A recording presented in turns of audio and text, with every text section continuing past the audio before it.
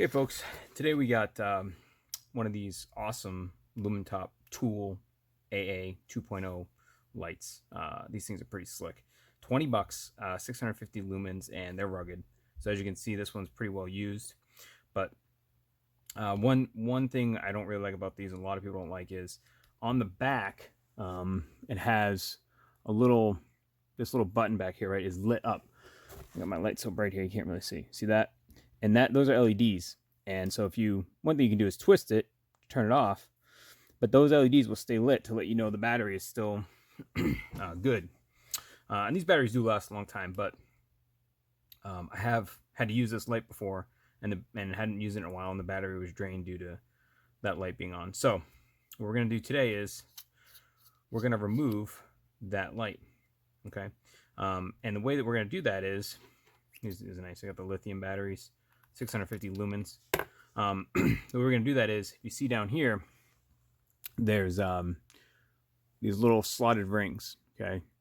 And in order to remove those, what you need to use is one of these bad boys. Okay. These are just a set of ring pliers. I'll have a link in the description for these, as well as the light. But all you're going to do is you're going to stick these little tips there. Okay. Get a shot there. Stick these tips inside of the slots. All right. And then just loosen it up and take it out. This is what we got inside. Okay. There's the snap ring. Okay. And then the gasket sits right after that snap ring, just like that. Feels like there's a little bit of lubricant on there. All right. So you got that guy. And then this is your a fending piece, if you will. All right. So we got to figure out where the LEDs are. If you see on here, get a better angle. All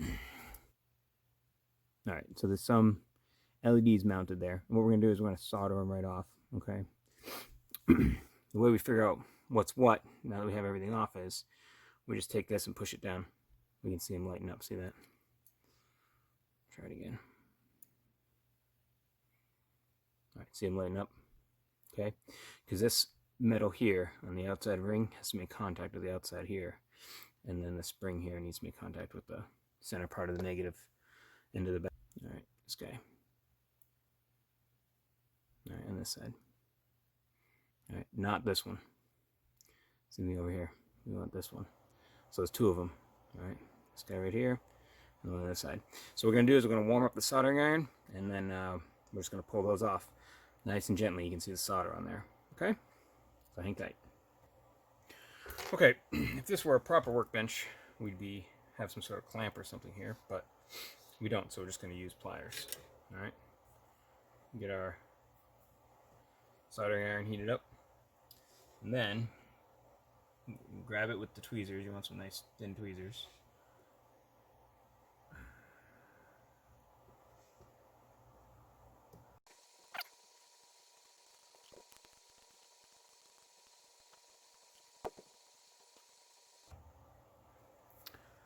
Okay, so after spending way too much time working on this, I got one side off completely. The other side looks like about half of it came off.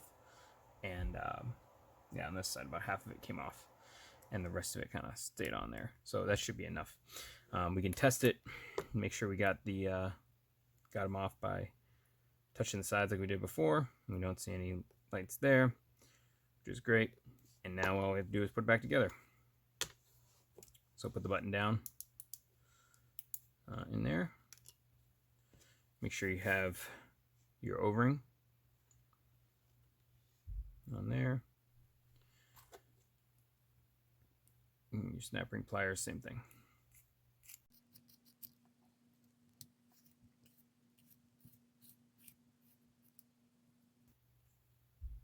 There we go.